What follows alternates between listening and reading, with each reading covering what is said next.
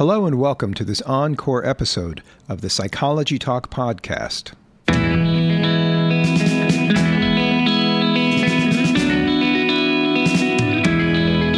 Welcome to the Psychology Talk podcast. I'm your host, Dr. Scott Hoy. The Psychology Talk podcast is a unique conversation about psychology and behavioral health from around the globe.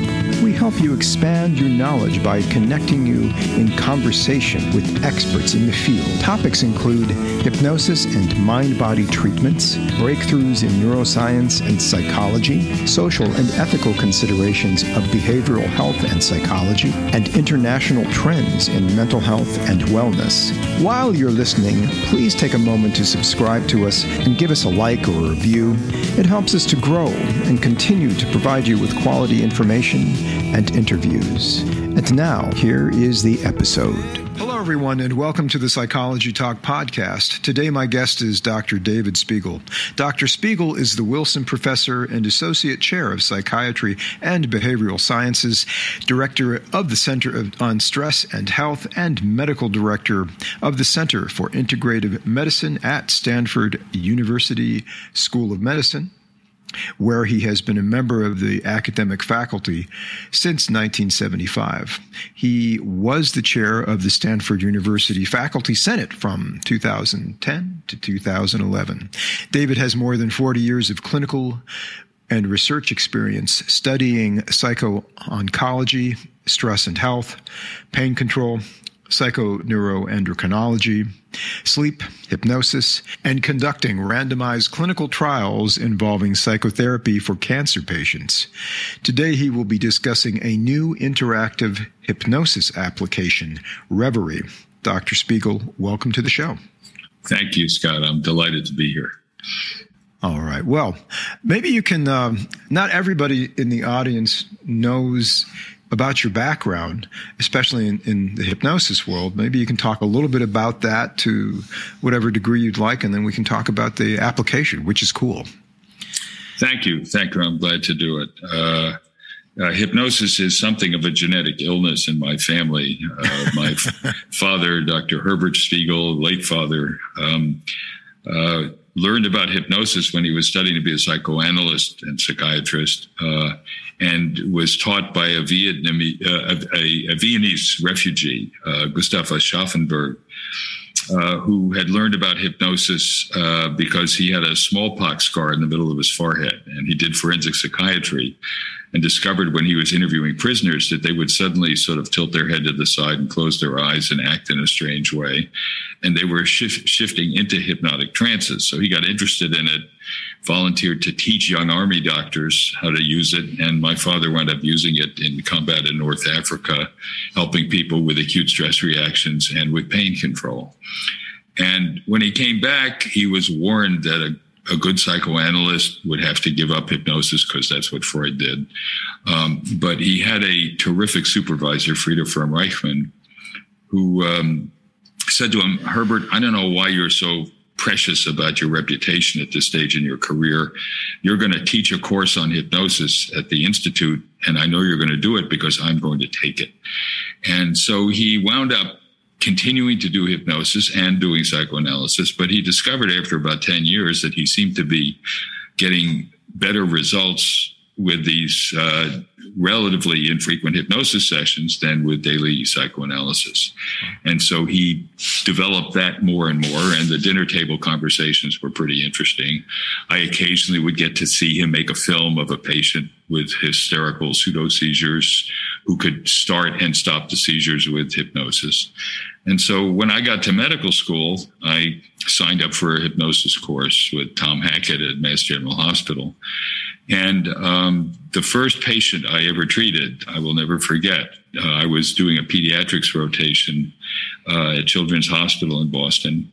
And she was a pretty 15-year-old redhead in status asthmaticus, knuckles white, gasping for breath. She hadn't responded to subcutaneous epinephrine twice. They were thinking about general anesthesia and putting her on steroids. And I didn't know what else to do. So I said, "Would you like to learn a breathing exercise?" And she nodded. And so I managed to get her hypnotized. And then I realized we hadn't gotten to asthma in the course yet. So I came up with a very sophisticated suggestion. I said, each breath you take will be a little deeper and a little easier. And within 5 minutes, she's lying back in bed. She's not wheezing anymore. Her knuckles aren't white. Her mother, who was standing there, stopped crying. The nurse ran out of the room, and the intern came looking for me. And I thought he was going to pat me on the back and say, "Nice job, Spiegel." And he said, "The nurse filed a complaint with the nursing supervisor that you violated a Massachusetts law by hypnotizing a minor without parental consent." Now, Massachusetts has a lot of weird laws, but that's not one of them. And her mother was standing next to me while it happened. So he said, "You're going to have to stop doing this." And I said, "Why?" He said, "Well, it's dangerous." And that's one of the things about hypnosis. People either think it's ridiculous or it's dangerous. It's one ridiculous extreme or another, and it's neither. And I said to him, "You were going to give her general anesthesia and put her on steroids, and you think my talking to her is dangerous? She's feeling better." So I said, "I'm not going to tell a patient of mine anything that I know is not true. So take me off the case if you want, but as long as she's my patient, I'm going to keep doing this." Now, she'd been hospitalized every month for 3 months in status asthmaticus. She did have one subsequent hospitalization, but then went on to study to be a respiratory therapist. And I figured that anything that could help a patient that much, frustrate the head nurse, violate a non-existent Massachusetts law, had to be worth looking into. And so I never stopped. That convinced me that, while all my classmates at medical school had read the New England Journal the day before and came up with some new drug to try, very few people were saying to patients, "Here's a way you can use your brain better to help your body." And that's what I decided I would spend much of my career doing, and that's what I've been doing all these years. And, wow. Yeah. By now I figure I've used hypnosis with about 7,000 research subjects and patients. I've learned a lot, and I decided I wanted to share what I've learned with as many people as I can. Awesome. Well, it seems like you're doing quite a bit of that at Stanford, and other teachings you've given, yeah. Well, your father, you mentioned Herbert Spiegel, your father. He and you, I think, to a great degree, and some other folks have worked on and developed, collected a lot of data on the hypnotic induction profile. Maybe you can talk a little bit about that. Sure. Scott, one of the concepts that my father really helped to develop is the idea of using the assessment of hypnotizability as a systematic and scientific way of making decisions about whether a given person was hypnotizable enough to make use of it. And about a third of adults just aren't very hypnotizable. And then if they are, how hypnotizable are they, and how do you approach them psychotherapeutically? So it isn't the same for everybody. And there are some people who are highly hypnotizable. They just go into the state.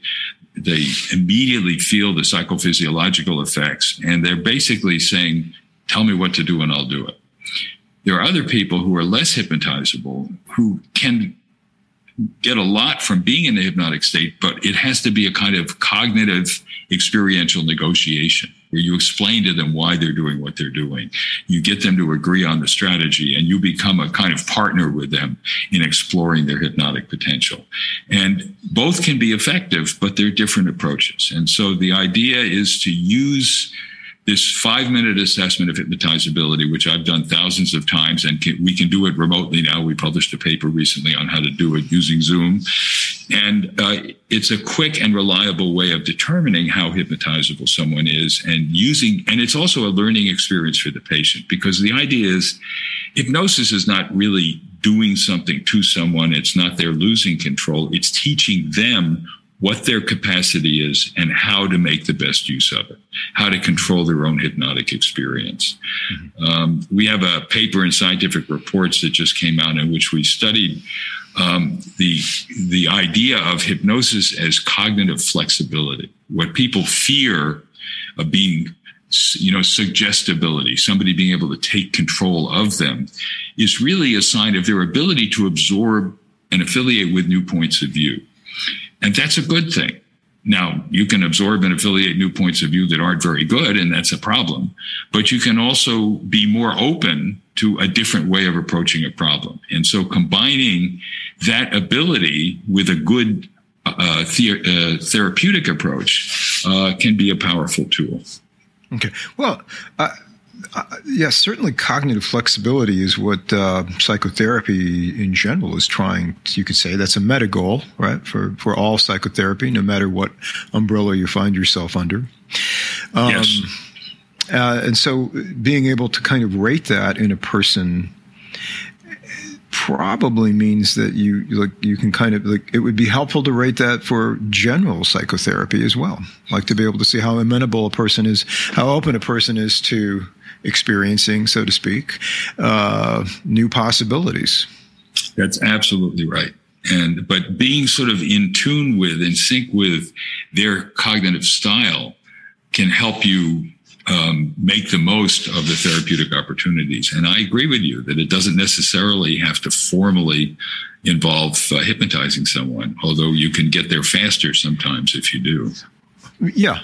I think I was speaking to somebody earlier today, and what's amazing about studying different types of meditation or mind-body techniques or hypnosis is that they all point to our capacity as human beings. Well, how cool the mind is, first of all, how cool it is, and how cool it is that we can learn, if we can overcome some barriers to it, we can learn to control our minds and have that, as you say, flexibility, or be able to shift and affiliate with different points of view. That's exactly right.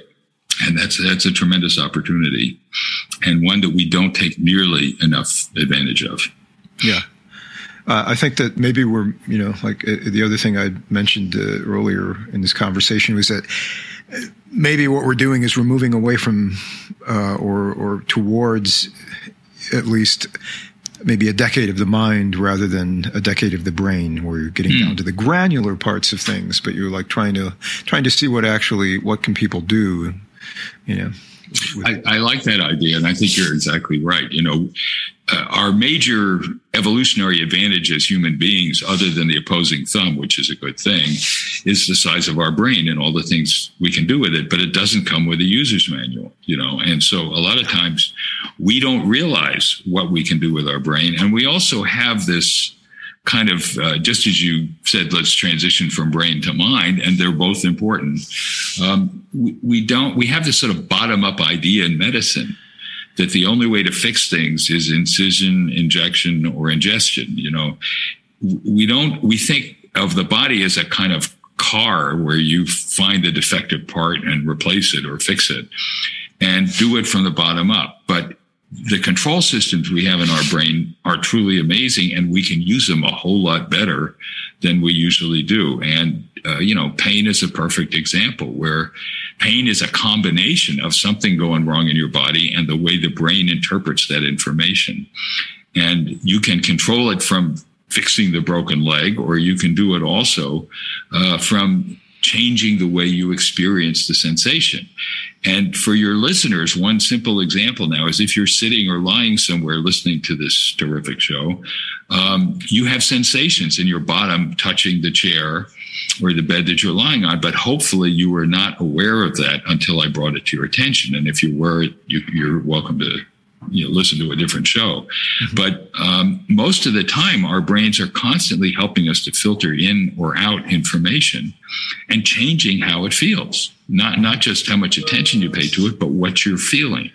And that's a powerful tool. Yes, but like you said, we don't come with that user's manual. And right. We have a society, I think in general, we have a society that's bottom-up oriented. Right? Yes. And, I think that we're not given permission to control our own minds.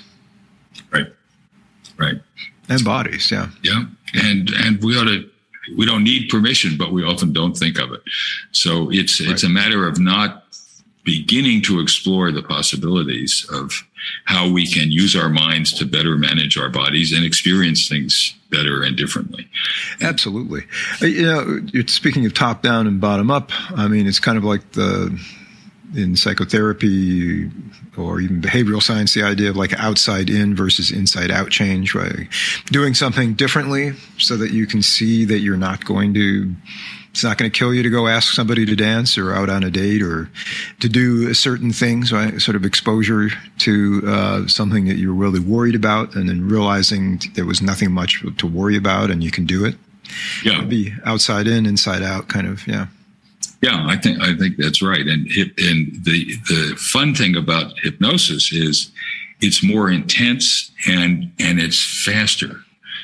So one of the cool things is that you can learn within a matter of minutes doing hypnosis whether it's likely to help you or not. And if it is, use it. If not, don't. I had a young woman come to see me who had bad degenerative disc disease rather early in her life, had terrible back pain, and was pregnant. And of course, as the pregnancy progressed, she was in more and more pain because it was disaligning her back. And because she was pregnant, they didn't want to use medications with her, so they implanted a nerve stimulator that didn't help. And when she started with me, she finally got to me. Her pain was 7 out of 10. She was suffering a great deal. And by the end of a few minutes of self-hypnosis, imagining she was floating in a lake and feeling a sense of cool, tingling numbness in her back, the pain was down to about a 3. And she opened her eyes and she said to me, "Why were you the last doctor I got sent to instead of the first?" And so, we often, don't do the simple, safe things first and see if they work. And they don't always work, but when they do, they're terrific. Yeah, well, absolutely. Absolutely. Well, maybe we can use this as a bit of a segue into this new application, this interactive hypnosis application. What can you tell us about that? Sure, I'd be happy to. A couple of years ago, I was giving a talk about hypnosis at a mind-brain summit at Stanford. And a Stanford, MIT and Stanford Business School grad, Ariel Poehler, came up to me afterwards and he said, I think we could build an app around this. And we started out, he said, I've worked some with the Alexa platform, which makes it easy to develop interactive speech apps. And you want to try it? And I said, great, let's do it. And so we built an app, and we now have a little startup. Nobody who doesn't have a startup company at Stanford is considered, worthy of attention. So we have a little startup. It's called Reveri, Reveri. And what we're doing now is an interactive hypnosis app where I give instructions the way I would in my office. I wanted to do it to make it as similar as possible to what I actually do with my patients in the office. I ask how you're doing. Can you feel this or not? They give me an answer. We analyze it. And then we have a suggestion that's based on the nature of their answer. So it's interactive and it changes the set of hypnotic instructions depending on how they're responding. And we now have apps that deal with problems like stress management, enhancing focus, insomnia, helping people go to sleep or stay asleep, pain control, eating healthy, and stopping smoking. And each of the exercises takes about 15 minutes. And we have little 1-minute hypnotic minute refreshers for people to use as well. And I'm delighted to say that we've had something like 130,000 people visit the site. We have at any one time about 5,000 people engaged using it. And in general, 2/3 of them say, this is helping me. Right away, they know. Within 15 minutes, they'll tell us that their stress levels, which started out at 7, are now down around 4. We're getting about 30% pain reduction over 3 months with people using the exercise. We're getting about 19% stopping smoking. So it's just a joy for me to see that we can make these hypnotic techniques available to many, many people, and that a lot of them are benefiting from it. And what's really fun is people who use it know right away whether or not it's likely to help them. It's very, I have been playing around with the app. I'm intrigued by it. I've used other hypnosis apps that are not interactive, and it really works well. The voice activated yes or no or okay, or using a Likert scale to say how much pain you're having or how much stress you're having. It is a lot like having a session with somebody doing hypnosis. It's really personalized by that standard. Yeah. I'm glad to hear you say that, because you have a lot of experience using hypnosis too. So I'm very glad. Yeah, absolutely. Most of my training was with a lot of people Yeah, right. You may have trained some of them, or trained alongside of them in certain capacities. So you're getting some data sets. It sounds like you're trying to collect some data. Obviously, you report these things. There's Likert scale. So can you go into a little bit more detail about that? Sure. So we have one study where we got data on 15,000 people who signed on to the Stress app. And we got, on average, within 15 minutes, about a 30% reduction in self-reported pain. The effect size, which is a way of measuring the magnitude of the difference, is 1. And a low effect size is 0.2. A moderate effect size is about 0.5. A big effect size is about 0.8. So 1 is really huge. These people immediately report, on average, a substantial reduction in their self-reported stress. Wow. And so I'm very excited about the fact that we can get a big effect in a short time, and people can do it repeatedly over time. They retain the ability to get the benefit of the hypnotic experience. And the nice thing about the app, I used to in my office, Scott, use the smartphone to have them, use the dictation mode and record the hypnotic session I did with them. Yep. But that's sort of inflexible, because once you've done it with them, it's done and it's recorded, and they're responding to my talking, and it was okay, but it wasn't great. The nice thing about the app, about the Reveri app, is I'm there whenever you need me. It is my voice. And anytime you think, and I have people, we found with the insomnia app, for example, that people use it at 2 times. They use it in preparation for going to sleep at, late afternoon, early evening. And if they wake up, the biggest use is 2 to 4 in the morning. I'm not going to be available at 2 to 4 in the morning to help people get back to sleep, but I am there on the app doing it, and people really seem to benefit from it. And also, you're saying, when they're it's kind of like Santa Claus. You're kind of like the hypnosis Santa Claus. When they're sleeping, when they're awake. Like that. But so you're able to see. I mean, that's another data point when people are using it. For something like insomnia, obviously, that's usually when people will tell you to wake up. Yep. And it's really nice for smoking. People can use it when they're when they're feeling the urge and they're thinking they might do it.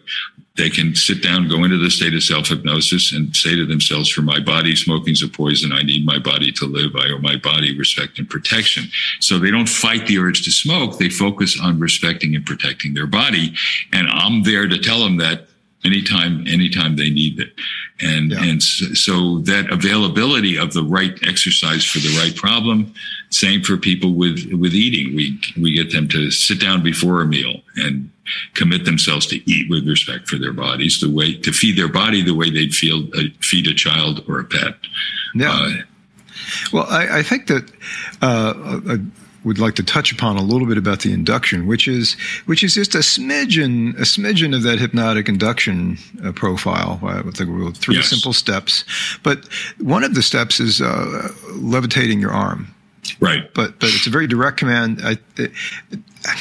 The hypnotist in me says, are you really looking for a catalepsy, or are you looking for an anchor for later on when the person puts their arm up to kind of associate that experience, the entire thing, with a movement and a holding of a posture?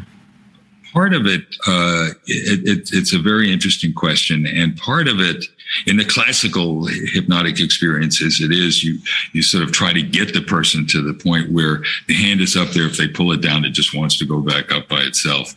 And so you are observing a phenomenon that is very closely associated with hypnosis. Dissociating the arm, and the experience of lifting the left arm suddenly feels very different from raising the right arm.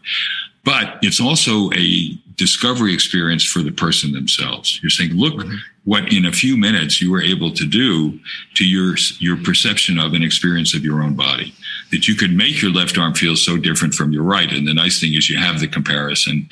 You feel a sense of involuntariness, that you do it and the hand just wants to go up by itself. Then you give the cutoff signal and it goes back to usual. So you can, the person can experience how much more control they have over their body than they thought they did. Right. Yeah. They can experience dissociation in a way that is not threatening or frightening. It's a way that they can learn from. And so we use it then as a signal to tell yourself, okay, I'm back in this hypnotic state now. How do you know that you are? Well, one way is that your left hand is feeling different from your right, and you pull it down and it wants to go back up. That's kind of fun, but it's also a signal. Here I am. I'm back here. I'm going to do it again. And so we use it as a way for them to learn about their own expanded domain of possibilities and how they interact with their own body. So it's a signal, is the way we use it. Okay, excellent. The other thing is,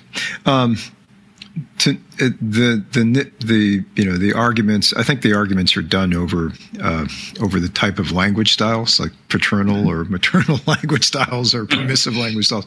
I know that a lot of the language is very straightforward and direct. Yes.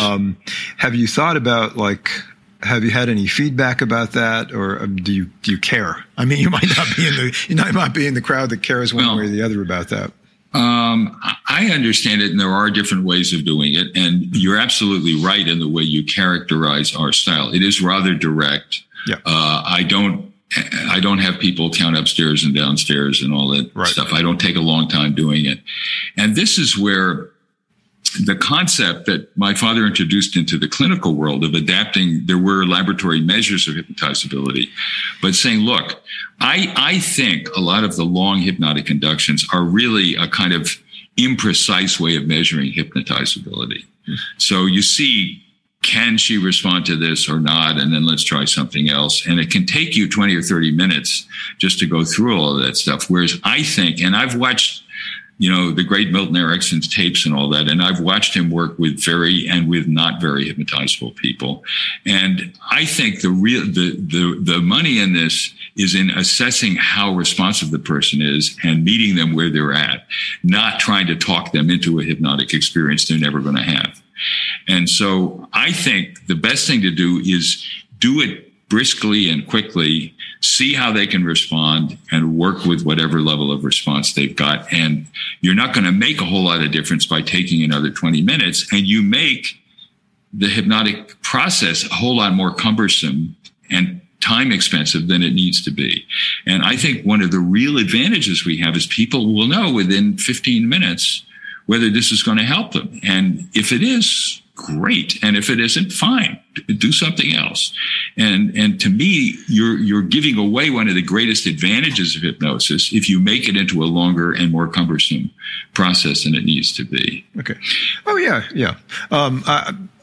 That being said, I do know that it's it's quick is fine.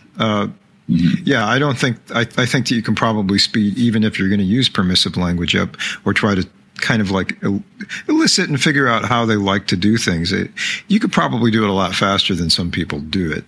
But I mean, I guess the question was, have you wanted to tinker with that at all and maybe utilize the app to, that's kind of, this is kind of a strange question, I guess, but would you want to work on the app to try and elicit from them different imagery or different phrasings of imagery? I mean, it's a different algorithm for the app and it's more complicated. It's possibly unnecessary.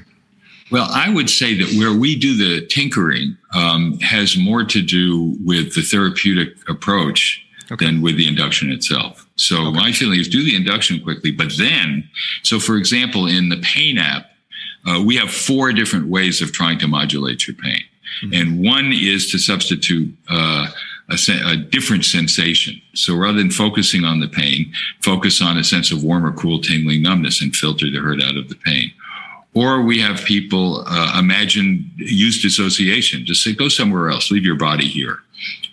picture yourself on the beach in Tahiti and just enjoy that and let your body do what it's going to do here.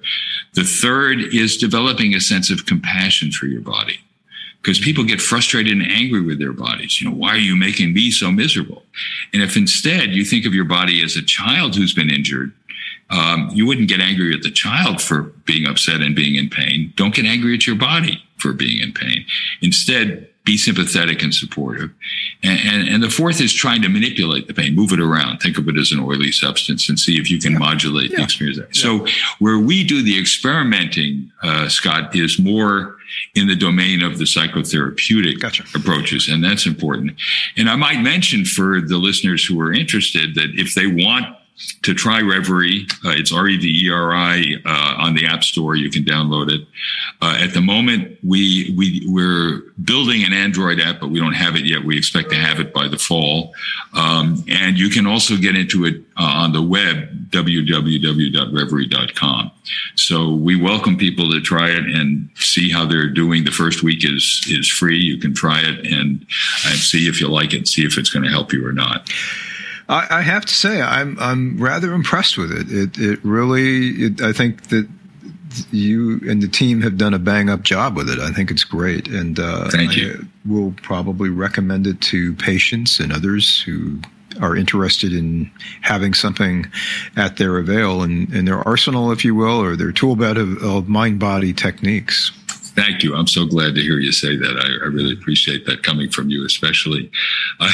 We had one when we were working on the smoking app, and another way in which we use hypnotic language is, good people who use hypnosis always say, don't tell people not to think about purple elephants.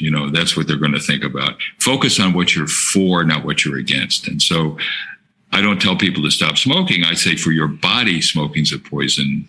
I need my body to live. I owe my body respect and protection. You focus on what you're for. You feel good. You don't feel deprived doing that. So we had one person who volunteered for one of our studies, and she smoked for 25 years. She said, I'm not going to stop smoking. She didn't particularly like it when we introduced her to the app in the lab, but she went home that night and tried it again. And she looked at a cigarette and said, "Feh, why would I do this?" And she hasn't smoked since.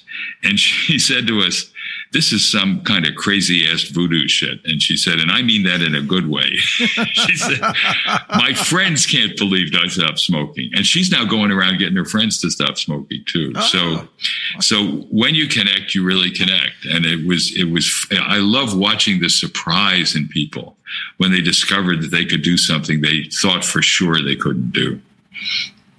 Well, again, I think that the more we can engender that flexibility and just teaching people that they're cool, their minds and their bodies and their brains are cool, and they can do cool things with them. They have a lot more efficacy or self-control, boosts self-esteem. I think so. And people are worried about it and being manipulated in some ways. I think of hypnosis as being dangerously effective. Can I quote you on that? By all means. All right. That's actually very good. I like that. It is dangerously effective. Yeah. Dangerously underused these days too. Yes. Well, look, Scott, we have last year in the United States, 100,000 drug overdose deaths. Yeah. And a big chunk of them were not suicides. They were just unintended overdoses with opioids, opioids laced with very potent opioids like fentanyl and carfentanil. Opioids kill people because there are two different receptors in the neurons that respond to opioids. One reduces pain and gives pleasure. The other suppresses respiration. And you habituate to the first one, but not to the second one. So people think, well, I can handle more because the pain is getting worse. And in fact, you get withdrawal hyperalgesia. If you take less opioids when you've been on them for a long time, you get more pain. But they think I need it because the pain is worse. And they go to sleep and they don't wake up, because they're getting this overdose of opioids on their respiratory system. They're good drugs for acute pain, and they're very dangerous for chronic use. And so, how dangerous could hypnosis be It's not killing 50,000 people a year, I can assure you. So, there is a tremendous need for us to do things that help people with real problems in real ways, but don't kill them. Absolutely. Yeah. Yeah. Well, hopefully the Reveri app will be revolutionary for people and maybe pique more interest among the clinical side of things. Both MDs and behavioral health specialists and nurses could maybe find out more about this. Yeah. I really hope so. And the idea is that you can use it to supplement whatever else you're doing. It's something that's available to people all the time that can help them and can add to whatever hypnotic or non-hypnotic treatment you're doing. There are good behavioral treatments, non-catastrophizing treatments that many pain clinics are using now. And you can use this to supplement it as well. And the nice thing is it may well help and it's not going to hurt. Yeah, absolutely. Well, do you have anything else in the docket? I mean, you're a very busy guy. I know that. I am, Scott. We're doing some research. The National Center for Complementary and Integrative Health has been very helpful in supporting our research. And you have raised this issue of hypnotizability and how we measure it. And is it changeable? Well, we've been doing some neuroimaging research for some time about what's going on in the brain. With hypnosis. And we found a couple things that we think are pretty interesting. One of them is we just put high and low hypnotizable people on the hypnotic induction profile in the functional MRI scanner. And we discovered one big difference between the highs and the lows. The highs have what we call more functional connectivity, that is co-activity between the dorsolateral prefrontal cortex, which is part of the executive control network. It's what you do when you're writing a paper or giving a talk or something like that, and the dorsal anterior cingulate cortex. That's this sort of inverted C-shaped part of the brain right in the middle. Mm-hmm. And it is part of the salience network. So when you hear a gunshot and you suddenly shift your attention, that's your salience network saying, uh-oh, this could be dangerous. You better do something about it. And when you have coordination between those two regions, you more easily get absorbed in what you're doing because you're not worried about doing something else. So high hypnotizables tend to have functional connectivity between those two regions. So it's the kind of experience people have when they get so caught up in a movie or a play that they forget they're watching the movie and enter the imagined world. You're not thinking, well, the script could have been a little different and I'm not sure I like that actor and so on. You're just engaged. You're part of the story, not part of the audience. And that comes from this coordination between these two networks in the brain. The next. Oh, go ahead. I'll No, you go ahead. I'm fascinated by it. You go ahead. I think I lost my thought. Though as you're talking, I'll try to remember my train of thought. I got hypnotic amnesia. Yeah. So then we thought, well, let's see what happens when we hypnotize people in the scanner. So we screened 545 Stanford students and others and selected the most and least hypnotizable of those two, put them in the scanner and did 2 hypnosis exercises, one involving reliving good memories in your life, and the other is imagining being on vacation somewhere you'd like to be. And we looked at what happened in the brains of the highly hypnotizable people in the scanner in hypnotic conditions, and we had 2 control conditions as well. And we found that the highs in the scanner turned down activity in the dorsal anterior cingulate cortex. So they turned down their salience network. They were less likely to be worried about a threat or a danger or something else to be going on. And then there were 2 other things, which makes sense. You're just not worried about what else you might be doing. You're really engaged in what you are doing. There was more functional connectivity between the executive control region, the dorsolateral prefrontal cortex, and the insula. The insula is a small part of the salience network that is involved in mind-body control, in controlling autonomic reactivity. Interoception. Yeah. Exactly. Your ability to perceive what's going on in your own body. That's exactly right. So if you're coordinating those 2, you can control pain better. It's part of the pain network too. Mm-hmm. And you can also experience changes in the way your body feels. So one way hypnosis is very good for stress management is to dissociate the experience of stress psychologically from the physical reaction to it. We're pretty pathetic physical creatures. We don't run very well. We're not that big. We're not that strong. We don't see that well. We see pretty well, but we don't hear or smell as well as many other animals. So our major survival advantage is the ability to fight or flee, to assess a situation and fight or flee. Yeah. The thing about that is that a lot of our threats are not immediate physical threats, but our bodies react as though they were. So your heart rate goes up, your blood pressure goes up, you start to sweat, and then you notice that and you say, oh my God, this is terrible. And then you get more anxious, and then your body reacts to that. So it's like a snowball rolling downhill. Mm-hmm. In hypnosis, you can learn to dissociate one from the other. So you can be worried about something, but imagine your body is floating in a bath, a lake, a hot tub, or floating in space. And you begin to feel better. You haven't solved the problem or the stressor yet, but you're at least not reacting so much physically to it. And you begin to give yourself enough peace of mind to sort out what's the best way for me to react to the stress and deal with it. So we use that as a common stress relief technique, and it can be very effective. And in part because the executive control region is using the insula to calm the body, even while you're thinking about the problem. Wow. Yeah. So again, it's cognitive flexibility and literally neurocognitive flexibility and plasticity, right? That's exactly right. But so you're really hitting on the ability to be absorbed in an activity. Yes. So like, I guess for those of you out there who really love the Tellegen absorption scale, do you think it like adds more credence to absorption as being a big chunk of hypnosis, correlation? That's why you get the correlation there, perhaps, or just why it's such an important, I guess, tool of human beings to be able to function and control our cars, so to speak.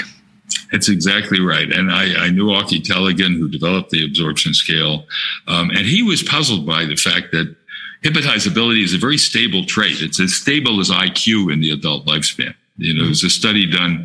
They found Stanford students who'd had their hypnotizability tested when they were undergrads in Psych 1, blindly retested them 25 years later, and the retest reliability was 0.7. Now that's more stable than IQ over a 25-year interval. And so he observed that and used the scale to show that people who are more hypnotizable have more spontaneous hypnotic-like experiences. They get caught up in a movie, they get lost in a sunset, time passes when they're doing something they enjoy and they don't even notice it. And that points out that you don't have to have a long, elaborate hypnotic induction to have a hypnotic experience, especially if you're pretty hypnotizable. And so he made a great contribution to our understanding of what hypnosis is by doing that. And part of it is just exactly what you talked about, turning down activity in the anterior cingulate, turn down your salience network, connect with parts of that salience network when you're doing something. And there's a third component we found, and that is that the executive control network is disconnected from the posterior cingulate cortex, the default mode network. That's a part of the brain where when we're not doing something much, we're thinking, reflecting on ourselves. Mm-hmm. And that part of the brain has a lot to do with self-reflection, self-image.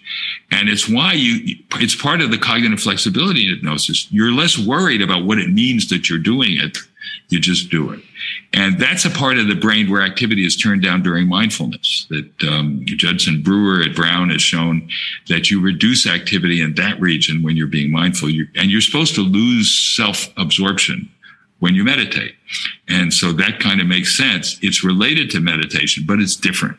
You're disconnecting your executive control network from your self-reflection. It's like, well, you obviously, I think somebody who would be adroit in creating a memory palace, right? Like the idea from Greece and mm-hmm. Middle Ages, right? To store memories mnemonically or visually. Oh, yes. In an imagined somebody who was high on the hypnotizability and absorption would be able to do that in spades, as they say. That's exactly right.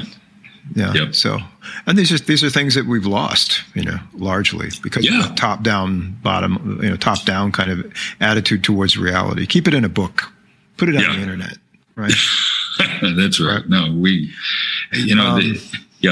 Absolutely right. Yeah. So lots of fascinating stuff there. You did mention the default mode network. I think that a lot of the studies with psilocybin and LSD show that that's kind of there's both serotonergic drugs that kind of like, if you will, reboot that default mode network with this huge cascade of serotonin. Yeah. So it kind of takes it offline for a while, and you get to look at things differently. Yeah, there's the front part of the brain, the executive control network, has a lot of dopamine in it, and there's more serotonergic activity posteriorly. That's right. But, one of the things, and the psilocybin research has been very interesting. They've used it with dying cancer patients, and they find that, I would have thought that if I was dying of cancer, the last thing I'd want to do is take the risk of having a bad trip, and yet people come out of that with good supportive psychotherapy as well, saying, I saw my death, I could see it, but I just feel differently about it. And I've seen that in work using group therapy and hypnosis with dying cancer patients, that, one woman said that, talking about death in the group is like looking into the Grand Canyon when you were afraid of heights. If you fell, it would be a disaster, but you feel better about yourself because you can look at it. I can't say I feel serene, but I can look at it. So there's something about changing mental states that really powerfully changes perspective. And one of the amazing things about the psilocybin research is they only take it once or twice, but they feel different. They feel rebooted, as you put it. Whereas with most psychoactive meds that work, you have to keep occupying that receptor, or you lose the effect. And this is a different kind of psychopharmacology. It's very interesting. And I think one of the ways that hypnosis works so powerfully is you very rapidly change your mental state. So you see the same problem from a different point of view, and you feel differently while you do it. And you learn that kind of cognitive and emotional flexibility, that you can engage with the same problem, but do it in a way that makes you feel different and makes you see the problem from a different point of view. It's the question of metacognition, which I think is kind of like a huge, whether or not you're doing it intentionally. A lot of the techniques that we're taught in the behavioral health spectrum of things are to influence a person to think more metacognitively. Yeah. I think that's right. That we tend to get trapped in the sort of usual circuits that we use and usual ways to approach a problem. And just being able to step above and see the same thing, but from a different point of view, changes your perspective for good. Yeah. Okay. Well, you're up to a lot. I don't think I'm going to put anything else on your plate, Dr. Spiegel. I'll tell you, there is one other addition we've made to this. So one of the challenges we undertook with a great colleague of mine at Stanford, Nolan Williams, who's an expert in transcranial magnetic stimulation, is we thought, well, just maybe, we can change hypnotizability a bit by changing the functional connectivity between the dorsolateral prefrontal cortex and the anterior cingulate. So we used TMS in a group of patients with fibromyalgia, and we actually found that we could increase hypnotizability for a short period of time after they'd undergone the TMS, that increased connectivity between those two brain regions. But wait a minute, stop the presses, especially on the International Journal of Hypnosis. So what you're saying is that it isn't that stable after all, with neurocognitive, like with changes in neural connectivity.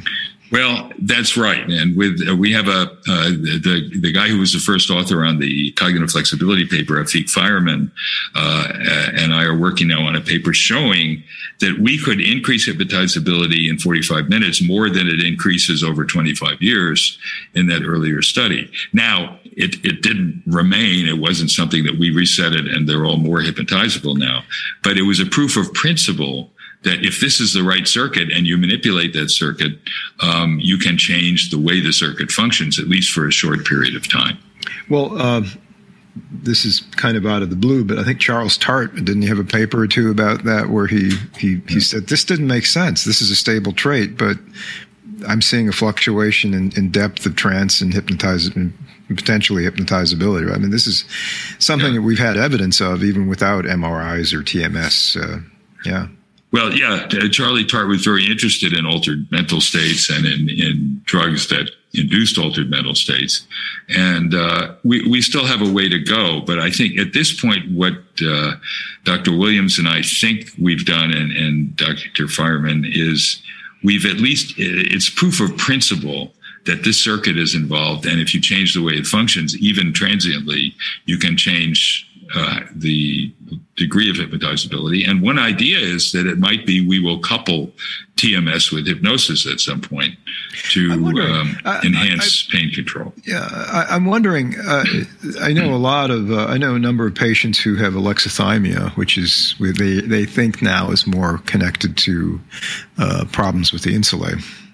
Mm-hmm. Is there any way to correct that connectivity? I mean, behavioral modification is kind of difficult in long term. Yes. Typically, people, if they have problems with the insulae, they probably going to have difficulty with absorption.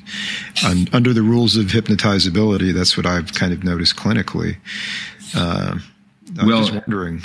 Well, it could be a terrible thing for somebody to deal with. It's hard. It really is. The salience network and the insula's role in it is crucial in processing pain and discomfort, in caring about something, but conversely not caring about something. And that's what you see in alexithymia. Dr. Williams' group has had tremendous success using TMS in that same region, actually, for treating depression, for treating suicidality. We're doing a big study on Stanford now with that.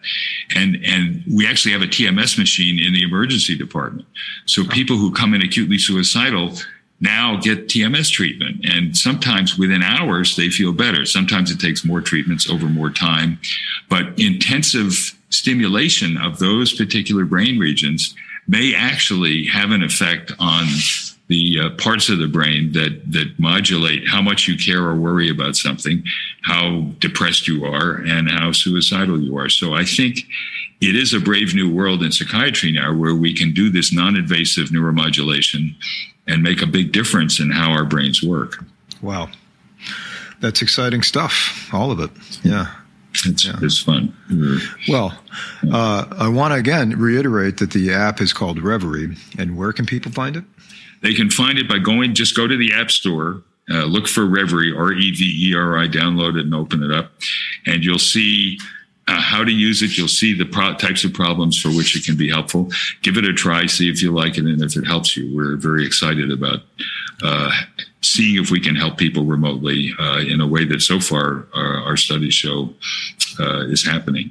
Okay, and excellent. You can also go to www.reveri.com on the internet to get more information about it as well. Excellent. Well, I can vouch for it. It's the real deal. It's good stuff. Great. Thank you so much, Dr. Spiegel. Thank you. And take care. I hope you can come back sometime. Thank you. It's been a pleasure talking to you.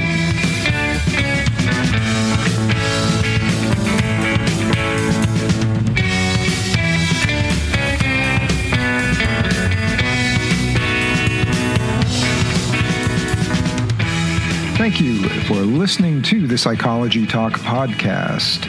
Did you know you can find us on the web all over the place? Well, maybe not all over the place, but you can find us on Instagram, you can find us on Facebook, you can find us at Spreaker, Stitcher, Apple Podcasts, loads of places. Please look for us, and if you can, subscribe, like us, leave us a review, send us a comment, a criticism. Hey, we like to hear a lot from people. Go ahead, talk to us. That's why we're here. By the way, this is just a reminder to let you know that all of the material here is for entertainment and informative purposes only. If you do need a therapist or a mental health professional, please seek one out. Music is provided by the band Serenati.